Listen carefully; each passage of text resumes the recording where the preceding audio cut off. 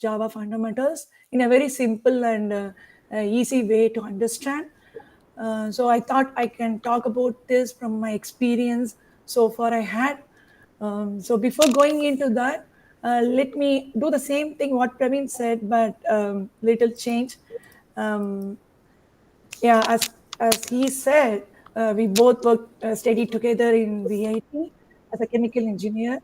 Then I moved to software system after I finished my master's in BITS Pilani, and I worked several companies in basic Java with other Java related frameworks. So other Madam, sorry for the disturbance. Can we anticipate your PPT in a presentation mode? oh sorry, I'm very sorry for that. Thank you. Yeah, thank you. So as I think it covered everything, I just want to um, just walk through that. So maybe we can start a session if you're all ready, and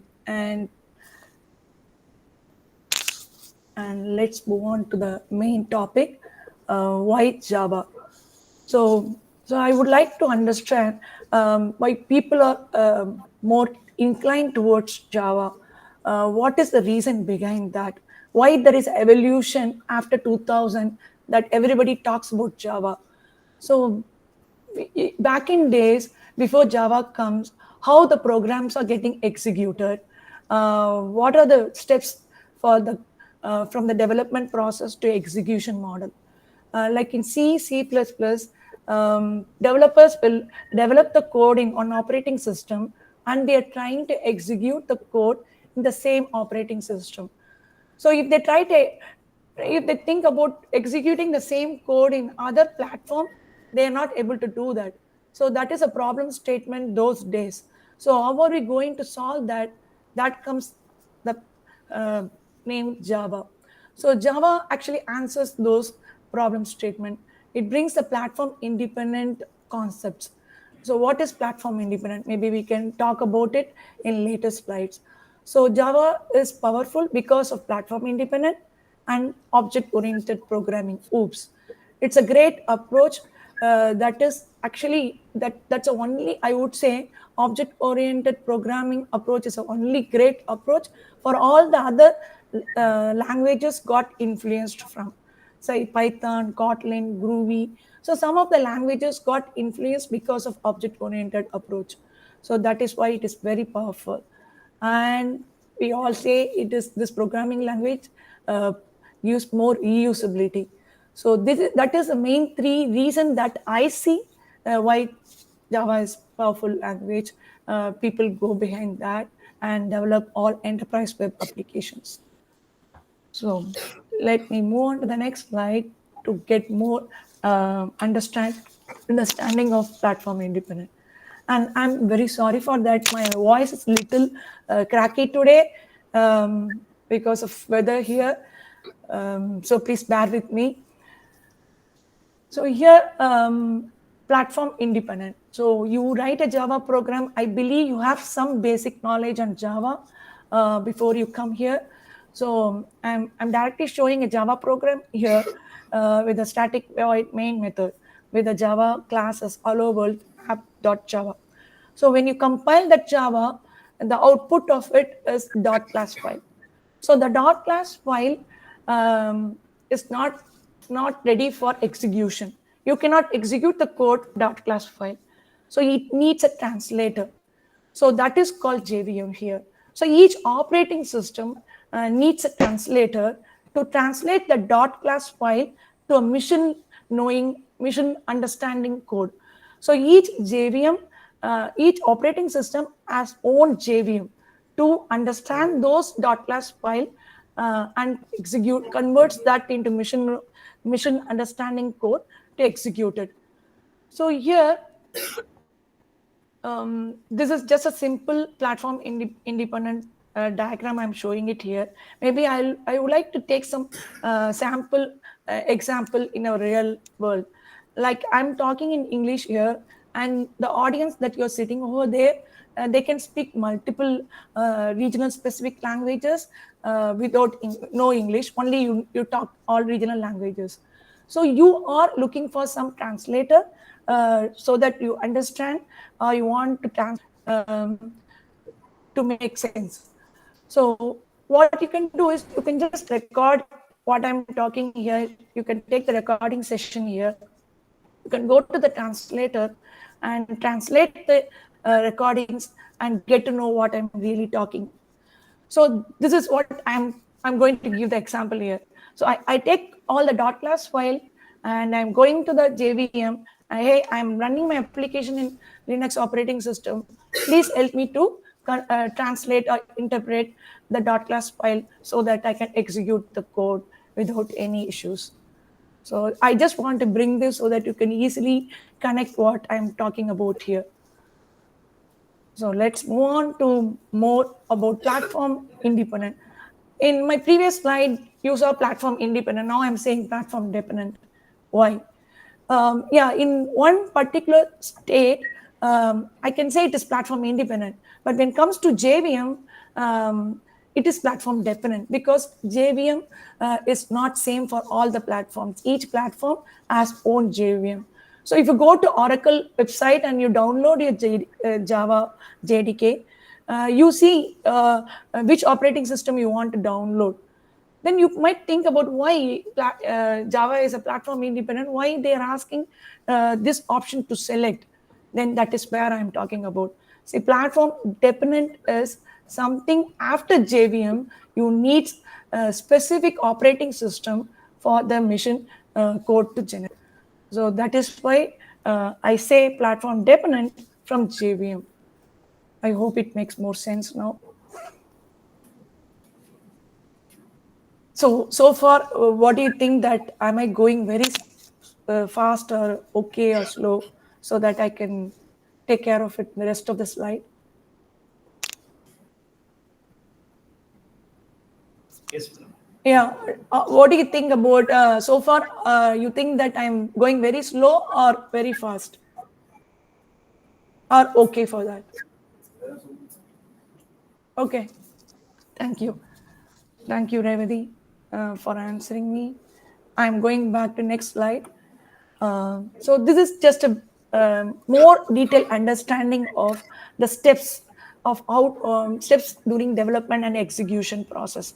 So you take a text editor or any IDE like Eclipse or IntelliJ. You write a Java code, Java statements with Java code, and save it as a .java. That is a source code here. So after you save it as a source code, you go to the compiler, you compile the .java code. So the compiler gives a .class code that is called bytecode. So bytecode, as I said earlier, it needs an interpreter. So JVM comes into play and interprets this .class file and executes the program in the operating system. So I just want to give more detailed steps here. So here comes the three main components in Java world that talks about. First, we talks about JVM, Java Virtual Machine, and here we are going to talk about JRE and JDK. So JDK is the kit. It's a complete bundle with JVM and the JRE. So JVM, if you talk about JVM, you have an operating system, you have an interpreter, fine. But in order to execute the code has some reference to some of the libraries. Say, for example, you have an import statement with some Java library like java.util.scanner, or you give something reference in your Java class. So how do JVM know that where is this library is located? How do JVM know? JVM is just a translator. So JRE is the one actually giving the runtime libraries for the program to execute. So JRE is not only providing library for JVM, it also provides in JDK. When you develop your code, you also do test your code by running your code. So there also you need a runtime library so that you can test your code while you develop your code. So JDK comes with both JRE and JVM. But JVM needs JRE. So when you develop a code in JDK, it doesn't mean that a client can execute the code in the same operating system, you have to ship those code to other operating system. So in the other operating system, we have a JVM. So JVM also goes having JRE. So in your client system, you have JRE and JVM. It is not necessarily the client system should have JDK. Only a development mission should have a JDK. So what I'm bringing a live example for this three components, how you're going to connect in a real world. I thought I can take this example here. It's a more interesting one. Think about you have a family coming as guest for dinner today, and you start cooking for them at kitchen. You pull your vessels, groceries, or things that you need to cook. So you cook your food in your kitchen. Then once your family comes for dinner, the family, in the sense, they have a kid, they have elder people, they have middle-aged people with a different kind of taste, different kind of priorities and criteria. So they all have their own style. So you cook your lunch, your dinner in your kitchen, and you're bringing that to your table, and you see kids prefer to take in a cup, and dad takes prefer to take in a plate. So I would consider that as a JVM. So JVM is something that helps to translate the food that you cook for the serving. So that is called here JVM, and JDK is the one that you develop, you cooked already, and JRE is a utensil.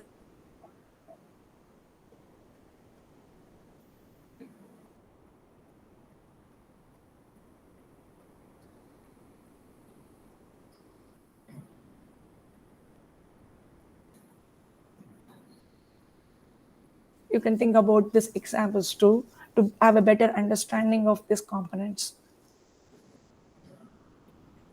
Okay. So as I said before, why Java is powerful, I talked about platform, dependent and independent. And now I'm going to talk about more on object-oriented programming. So everybody was talking object-oriented programming, object-oriented programming. What is that? Back in days, C++ are called structured programming. So structured programming, why do you say it's structured programming? Why Java is object-oriented programming? Is something that any problem statement they are thinking is they are thinking it as an object, as a model. Say, for example, anything, I can take this animal example here. Here I take cat. Here, a cat is a class. I created a cat as a class. So anybody can create an object out of class. Class is just a blueprint. So it's a model. So if I have a cat with the name Lazy, and her age is 4 years and she's brown, it's all specific to my cat named Lazy. It is not a general thing. Something generic for the cat, I put it in the class. Something specific to the class, cat, my cat, is I go it as object. So this way you can categorize what goes to class, what goes to objects. So here in class, I say all cats should have two eyes, a tail. That sounds like a meow. So this is all a cat behavior. But my cat may have may have all this behavior, as well as it has its own behavior, own properties, like its name is Lazy, its age is 4 years, and color is brown. It's more specific to my cat, along with all these attributes and behavior, everything. So this is a classic example of class and object. I want to bring it here. Maybe I can show my um, Java programming, that how I converted this into my programming language. I hope you can see it in a better font. Um, Yes, so I madam, visible. created a, yeah, thank you, Praveen.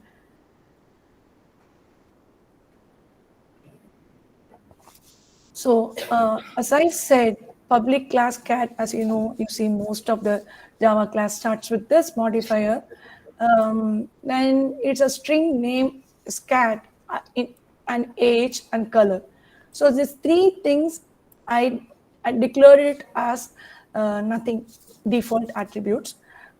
This is because it's more specific to object level properties.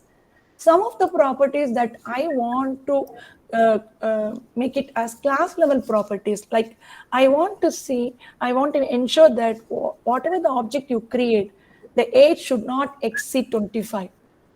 So that goes into class level attributes. So that every time the object will get created, I will ensure that I will ensure that the age should be not less than 25.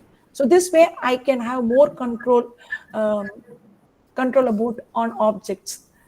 And the other attributes I have declared is cat count. So cat count is more of class level. It means I want to count how many cat objects are created. So for that, I created this attributes as class level attribute. In order to differentiate the class level attribute from the object level attribute, we have a mod. You can see the differences. What is that? It is a keyword called static. So static is something that is more of class level. So when you run your program, let's take, before I finish this program, walk through this program, I want to little quickly go into the static example. Why I'm saying it is static? See, you might know this is again a simple sample class. I put static method system.out.println welcome to Java inside static block.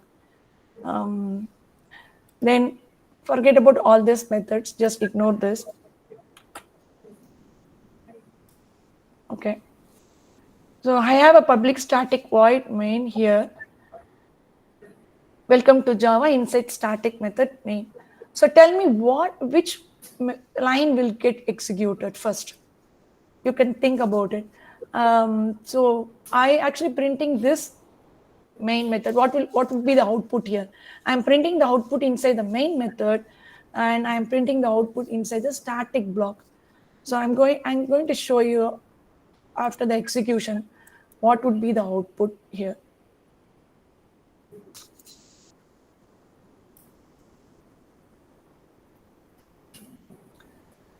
So you can see here the main method system.out.println comes second line.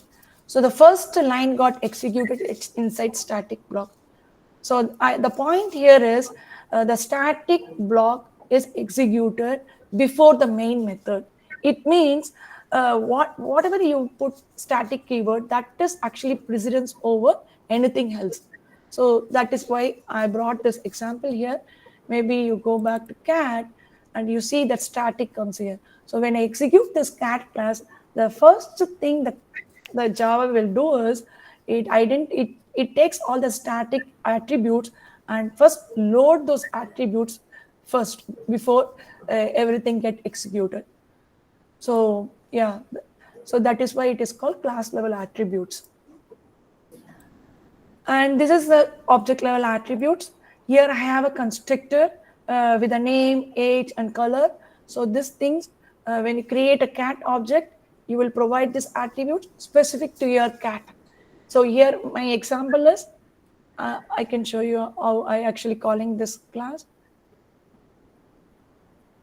Okay, this is actually a toString method with the override annotations. Maybe I'll come back with the why I put override here.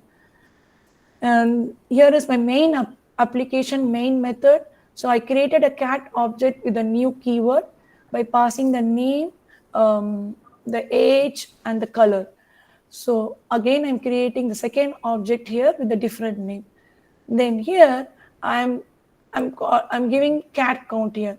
So let's see. First, I created a first object, and I'm creating a second object.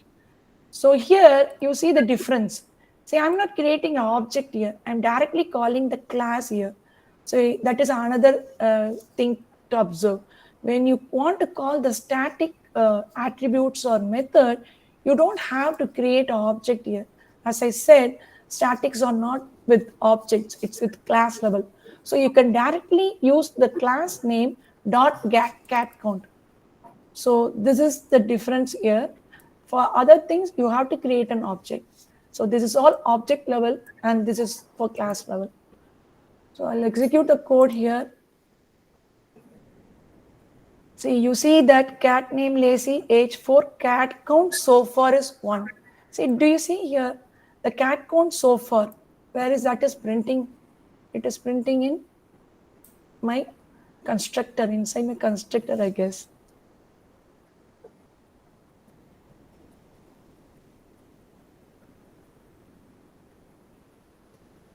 No, I don't have it. Let me check it. So, okay, maybe in meow.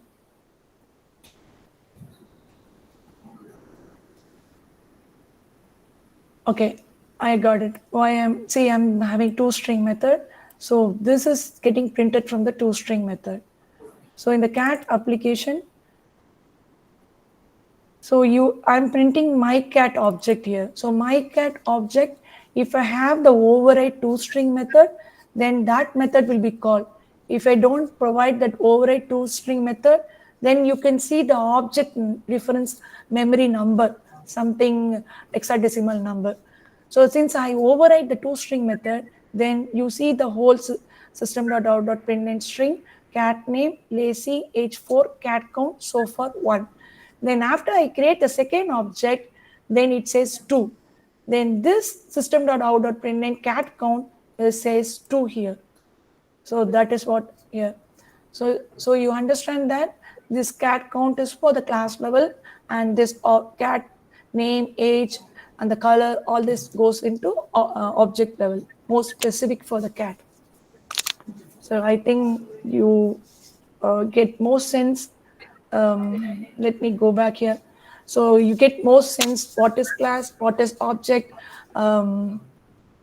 So which one will go to class level, which one will go to object level. So this all the things you can come up while you do designing the applications. Or you can just anything, any JDK API you want to see, you can see these things will be there. Okay, let me move on to the next slide that is more interesting concepts of Java is, okay, okay, let's stay here. So this is again what I talked about before. If people are saying is that class is same as object, that is a question I always have when I study Java. Why it is too much confusion? Why there is too much words? Yes, object and class is not same. Class cannot exist on its own. It needs object to be created from the class. So class and objects are not same. So class level, as you said in the previous slide, class has own attributes and object has own attributes. So not the same. And you see the sample thing here. All the attributes and methods I declare it as non-static. It means it is object level. Object level, they'll say non-static. It means you need to call this using new object of. It means it is more of object specific.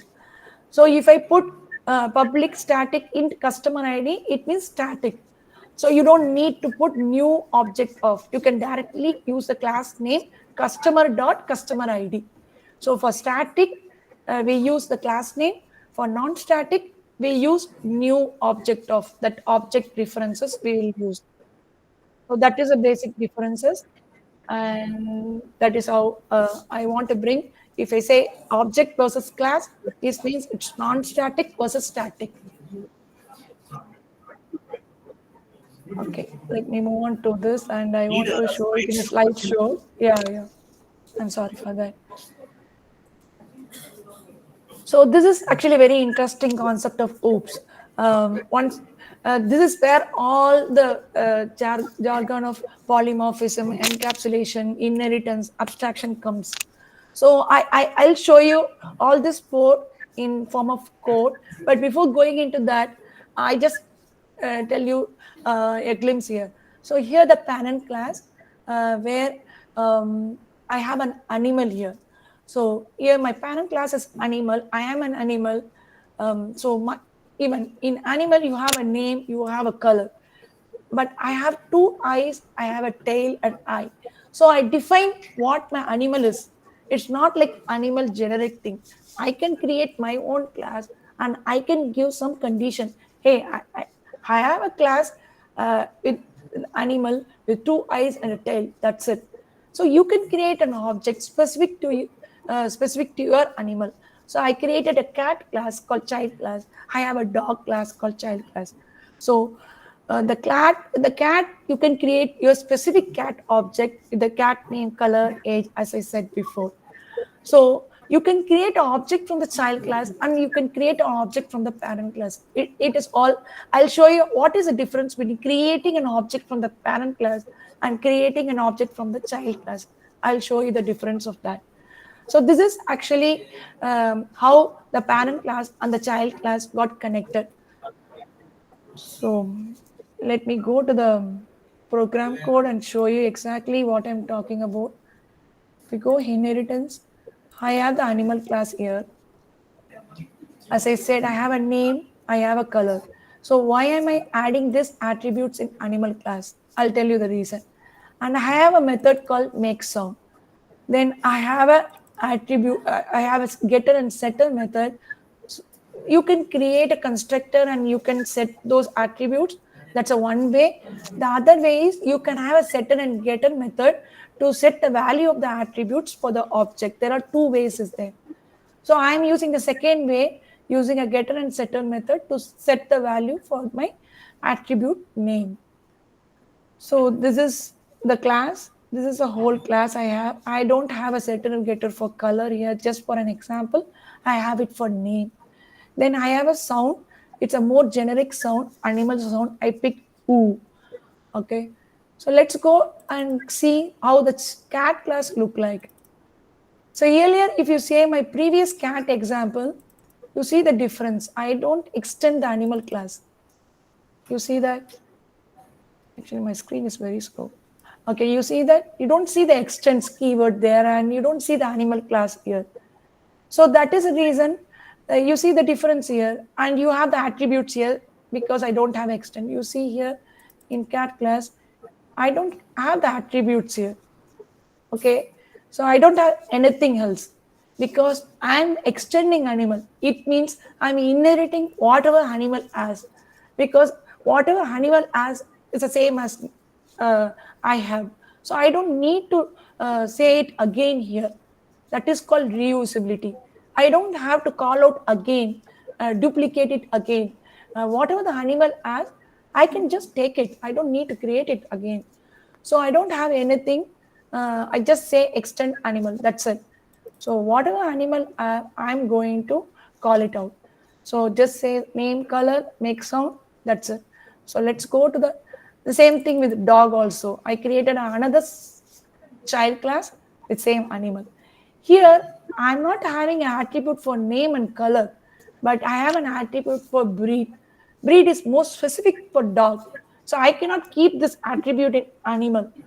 So I move that into dog class. So something specific to child class, you can keep it here. Something common that you can take it from animal class. So here I have a breed, then I have a getter and setter method for the breed. That's it. So I don't have anything else. You can check it out. So I just commented the function here, just getter and setter method with a string. And for cat, nothing else. Only extends animal, nothing else. So I'm going to my polymorphism class. See, you see the static void main. Then I'm creating an animal class object here, and I'm calling a method called make sound. Again, I'm creating a dog class here, object here, and I'm again calling the make sound here. So you may be surprised that why am I calling make sound in dog class because I don't have a method declared there. As I said, whatever the animal has methods, it inherits everything. So let's run this program and see what it looks like.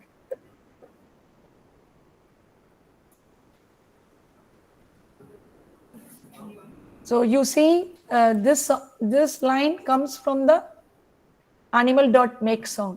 So animal.makeSound is same. Animals sounds who. So you go back to the same polymorphism main class. And again, I created a dog object, the same method. So I don't have a make sound method in dog object, dog class, but it calls the same animal class, make sound, and prints the same message as who. So you can be surprised with why, if I'm inheriting it, so I need to go with the same sound of animal. I cannot, like dog cannot have specific sound. Yes, you can have it. So come to dog class, there is a, you can, that is called overriding. So I can have the same method name. You can still have the same method name, but you can override that behavior of that method. So here, dog has a specific sound called bark, bark, bark. So,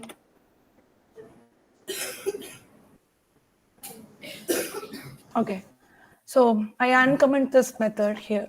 So I'm going to run this code and see how the output looks like.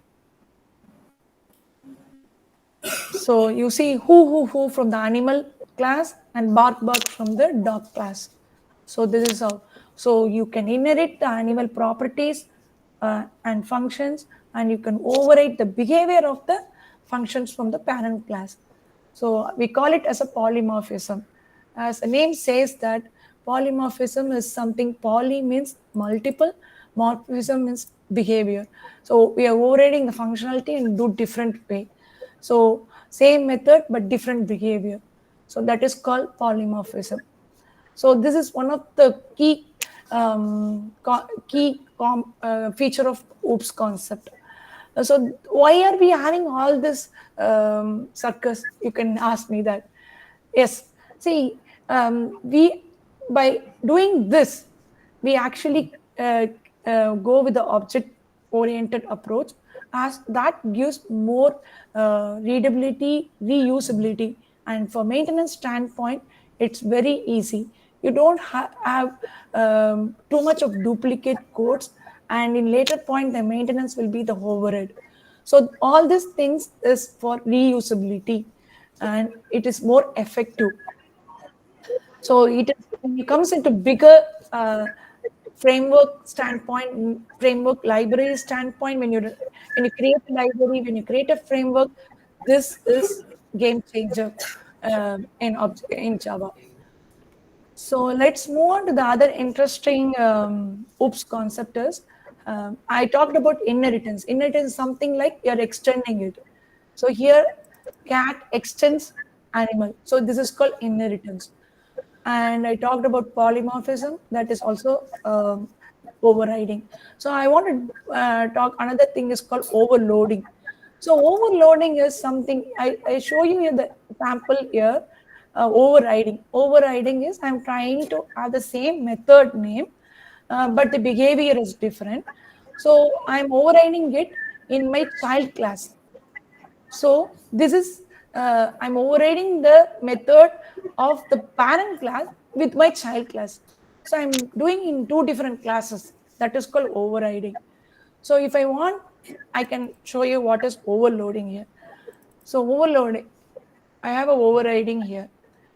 So with the same method, make sound. So what I can do is, so overloading is something that I can do within the class, not different class, parent and child class. Overloading is something I can do within the class. So what I'm going to do is public void. So overloading is something, the same method name. As I said, polymorphism, it's same method name with a different behavior. That this different behavior is within the class. So I'm going to create a different arguments here with the same name.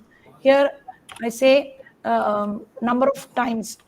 So number of times dark box. So I'm going to create a function for this. So for how many times you want the dogs to bark here. So I would say int I equal to 0, I less than number of times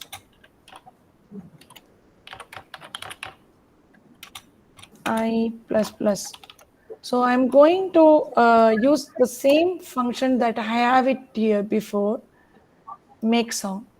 I'm going to use this, I'm calling the same function. That is, again, I say it's reusability. I'm not creating a new method here for this function. So I use the same method with the same name for overloading, and I'm calling the same method here. So this way, so every time the for loop starts I equal to 0 till the number of times I say, the make sound will be called. Say for example, the number of times is 3, then this loop will get executed 3 times. And make sound will be called 3 times and print 6 bark, bark, bark. Let's see. I'll go to polymorphism class, then I say 3. So instead of calling make sound without arguments, I am going to call with arguments. Why I'm getting this? It's not applicable. See, so I don't have a method in my animal class. So I need to have a overloading method in the animal class too. Otherwise, so the parent class, you cannot have your own methods. So you should declare it as a parent class.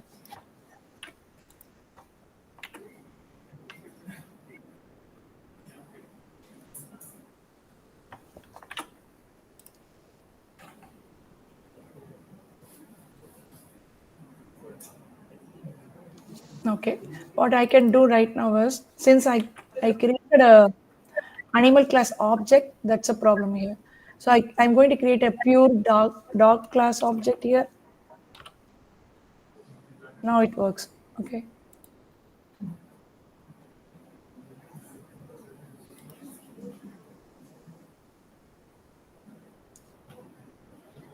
So as I said, make sounds 3 times, bark, bark, bark, bark 6 times. You see that three times, lines it got printed. So this make sound inside the dog class, you see the overloading. So I'm calling the same function with the same name, the different argument. That is called overloading. That is also comes under polymorphism. So let's go back to the slide and see what we covered so far. Okay, I talked about overriding, overloading. Overriding is parent class, child class. Overloading is within the class.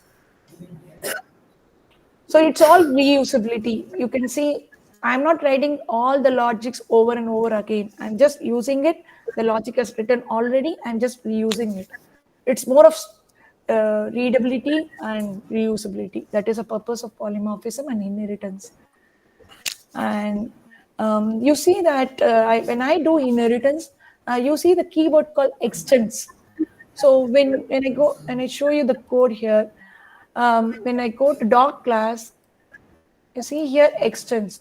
So in Java, there is a thing that you can see, like you cannot extend more than one parent.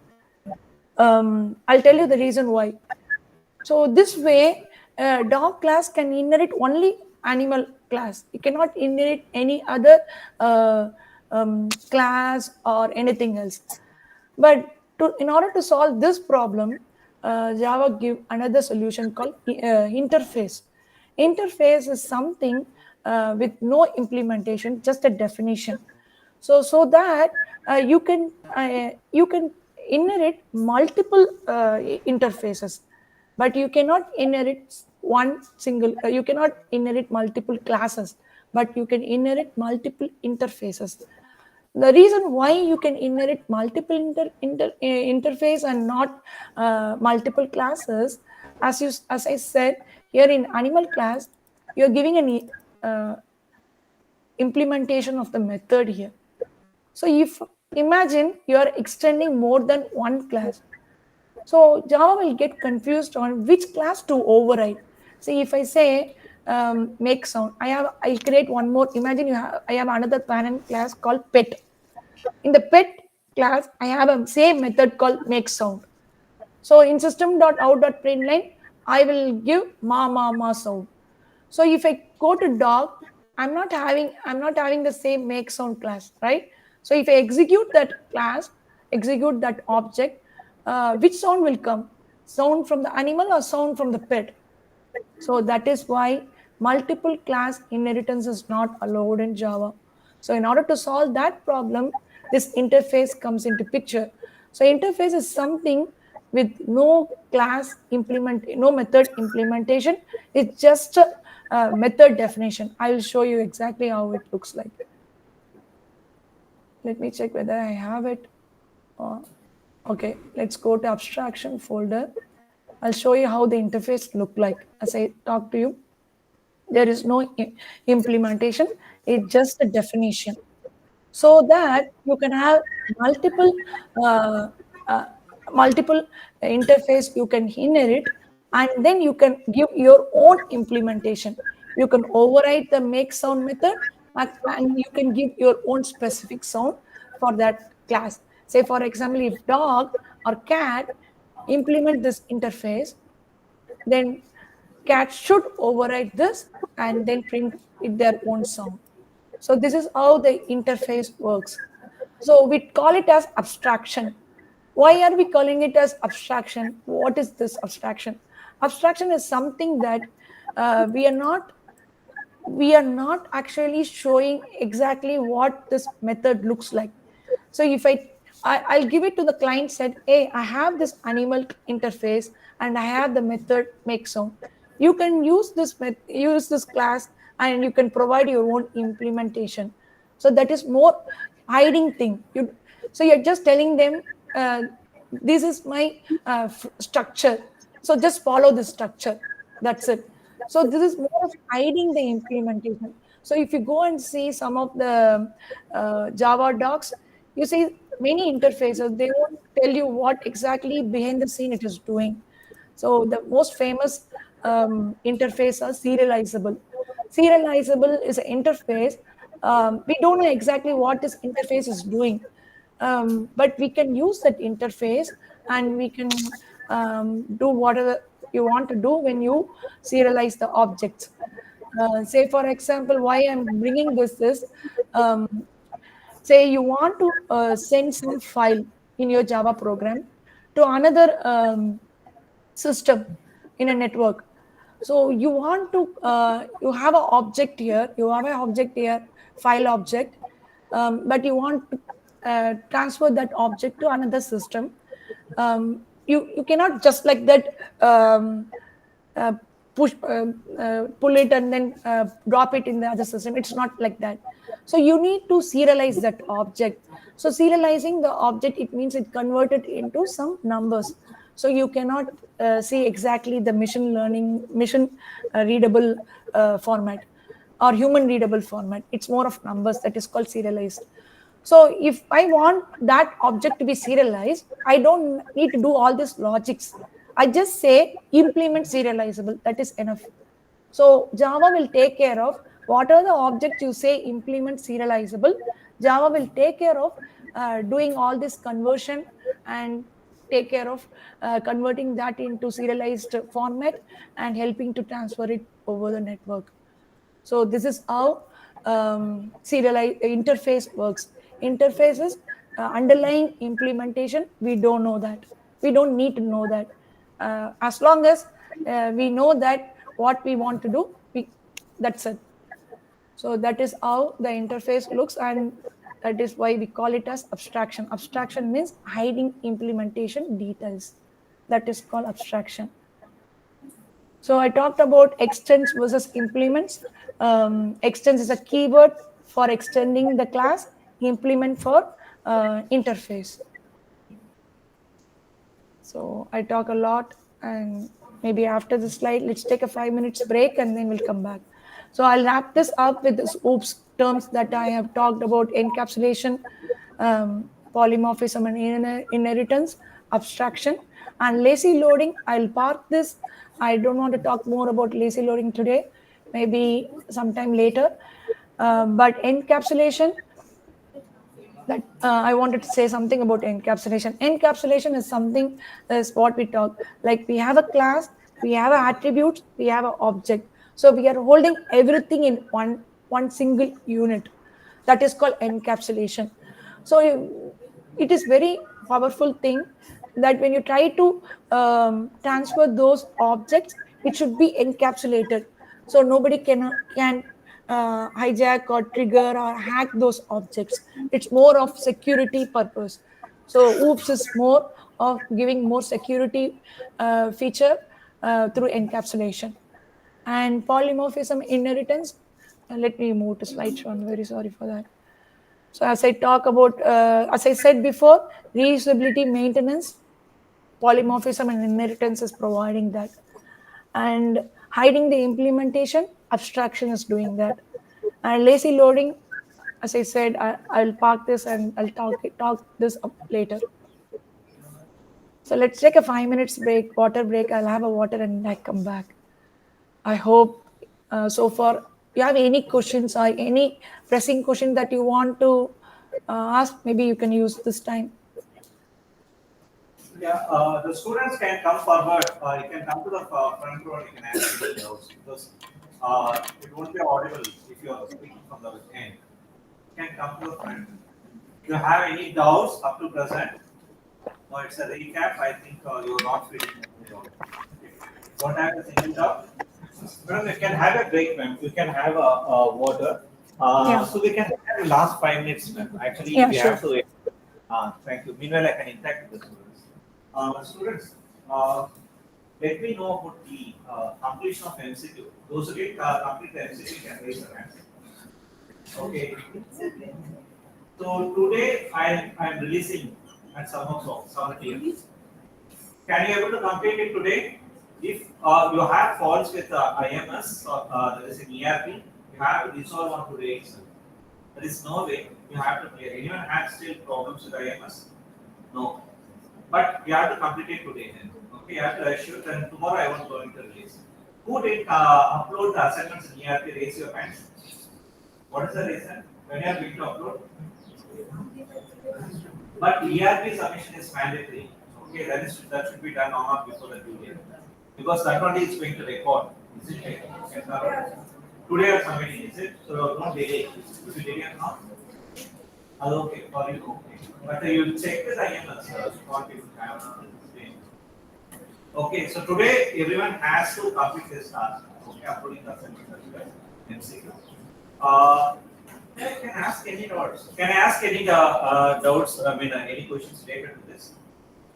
What is the package abstraction, package polymorphism? Did you ever use it in your programming? What is that? How come we can use that? It includes what? So, whether the package is built, where is the package name? Java runtime. Actually, we are. She has created so many classes, especially animal, dog, cat, etc. But she also included package at the top for each and every example. Oh, what is that? Is that creating a package or loading a package? Loading. Then how the package is created? The package DOM, the package abstraction is already present. Inbuilt in where? To which package? Java core Java. Where exactly you can find these classes? You have studied also via Java. You have NBio package and inside that you have so many DNA, alphabets. Also recall the BioJava also. Okay, so first you should get thorough with the basic Java. Then only you can come up with the BioJava package. So for the examination point of view, okay, so today is the last session. I think my session on 6th hour will be taken by Kartika Devi madam on today. And tomorrow you have IB. I don't think probably are going to come on Wednesday. If you come on Wednesday, I'll be discussing important 2 marks and 10 marks questions. Okay, got it on Wednesday. Yes, it's getting recorded actually. Madam, are you free, ma'am? Yeah, yeah. Yeah, I think we are running out of time. You want to wrap up? Yes, madam, we can wrap up for 5 minutes. Okay, so before I wrap up, I heard that you were talking about package. This is actually my own package. It is not like Java package. I'm not importing any Java package here because I don't need it. In case if I need it, then I will do like this import. If I want to import any Java package like Java util, I have a scanner package I saw in your thing. So this is how you can import a Java package. But I need to provide this in my class path. So right now I don't have any Java package in my class path. So that is why I don't have any import statement for Java package. But this is just my own package. You can create your own package. So this one I created my own com.beginner.java. Like that, you can create your own package and you can create your own Java classes. So it is not necessarily that we always go with Java package to imports because I don't need it here. That's why I don't have it here. I just want to make it clear, Praveen. So that, yeah. Yeah. Actually, you want to make even clear the students. Yeah. What was that? So, I didn't hear you. yes, you have cleared the doubts. Thank you. Yeah. So I want to go through the other things like garbage collection, how the objects getting garbage collected, and what are the modifiers that we play around, and what is the significance of it. I just want to wrap up this. Maybe if you have time, I can do that, or we can talk later. But feel free to share your feedback that how I'm taking this session. Is it really useful to you? It really makes sense to you? Am I opening all the Pandora box today? Please come back with your feedback. That will be really helpful for us. So, students like Ridu Ashwini, can you provide a feedback on this session? Now itself I can make an instant feedback. Yeah, you can so speak like whether you have a clarity on the lecture. Yeah, give me some feedback. So a little bit loud or can. Yeah, because I'm not asking any doubts. We are not. So you're just asking like. Provide. Yes, really, come to the front. Yeah, you can provide it now.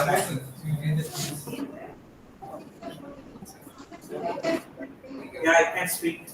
Do you understand what exactly she has? What exactly she has in mind? Can you come up with a? Okay, yeah, so a little bit out. Even she can able to go to the mic. Yeah. She taught about the basics which we actually learned in Unit 3 about the interfaces, inheritance, and polymorphism. About single level and multi level, she explained a bit. So, all the basic concepts she brushed up.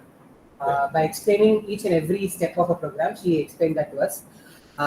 Actually, thank you so much for the session, ma'am, because we had learned this earlier for our previous internal exam. But today we actually got to know how the programs actually work out and how we are able to interpret the output from the results. I mean, from the program. So, thank you so much for the session, ma'am. Yeah, thank you. Thank you so much. And any other students, girls, someone can come forward and can provide you the feedback. Any students from girls? Keshika, is it visible with you? Can you come forward? You are in the, yeah, is it possible with you? Just speak one or two words. Do you understand? You don't feel shy. Why you are feeling shy? Vaishnavi, you can speak. Do you understand? Do you understand? Can we close our session? Okay. So thank you very much, Aneetha madam. So Okay. we are very grateful to you. So having a guest lecture from more than 20 years experience in advanced Java, we are proud to have your guest lecture, and I'm also proud to have you as a friend to immediately accept my invitation. You know, actually her timing is 1 to 2 p.m. So she is waiting for waking up and she is just taking a lecture for you. Okay, so during the night, okay, even though she's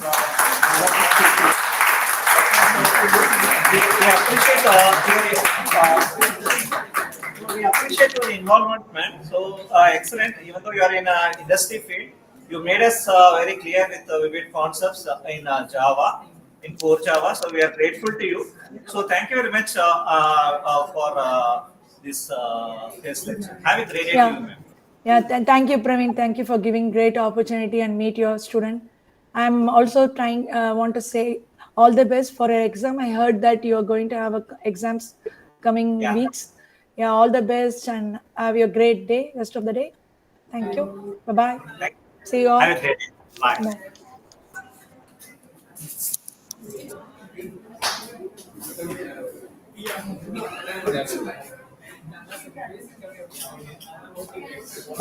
Where are the doubts irkappa subject la